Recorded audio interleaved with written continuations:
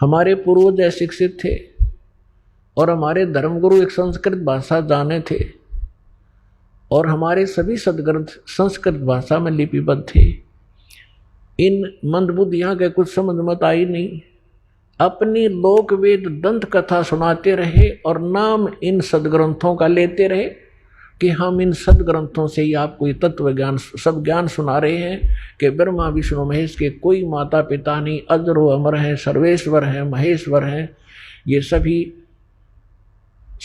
ब्रह्मांडों के रचनहार यही है, सबको सर्वेश्वर यही है।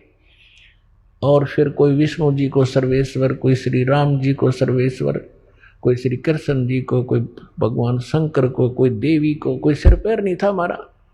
अब उस समय तो हमें ये बात जच गई उन नकली गुरुओं की कि कबीर जी अशिक्षित हैं, ये सदग्रंथ तो नहीं जान सकते, और जो कुछ भी ये कह रहे हैं हमारे देवताओं के बारे में, इनकी उत्पत्ति के बारे में, ये सारी झूठ है।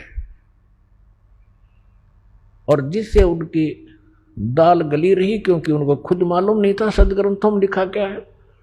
अपने आत्माओं, यदि परमात्मा 600 वर्ष पहले ये ज्ञान नहीं लिपिबद्ध करवा के जाते तो आज हम भगवान नहीं पहचान सकते थे।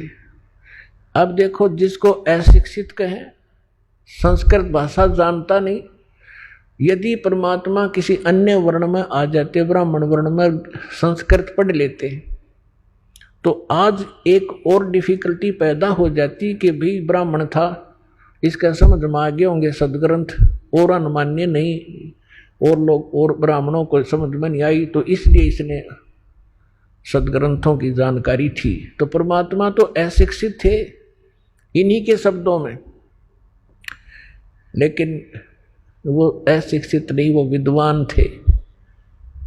और यजुर्वेद अध्याय नंबर 40 के श्लोक नंबर 11, 12, 13 में कहा है कि वो तत्वदर्शी संत ही बताएगा विद्वान और अविद्वान की परिभाषा।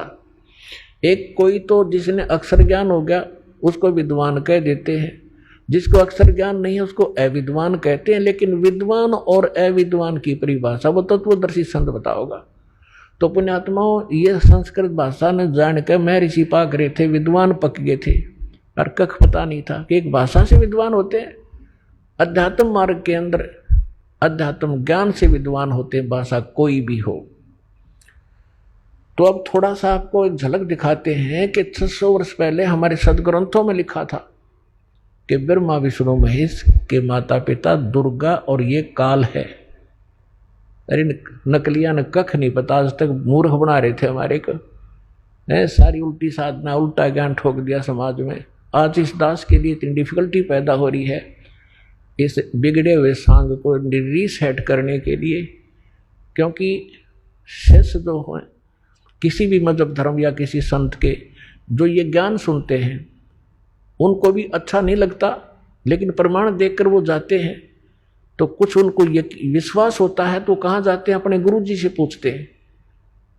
तो हमारे वो गुरु जी पहले उनसे भी नकली, वो कहेगा नहीं झूठ बोलता है, वो ऐसा है। फिर उसको चिंता बन जाती है उस आचार्य को, गुरु को, कि कहीं तुम्हारे चेलों को सच्चाई का पता लग गया। क्योंकि सच्चाई तो इस पुस्तक में रेफरेंस दे रखे हैं, सारे सीडी भर रखी हैं, वो भी जान लेते हैं कि बात तो सारी सच्ची है, पर चेले ना भाग जाए।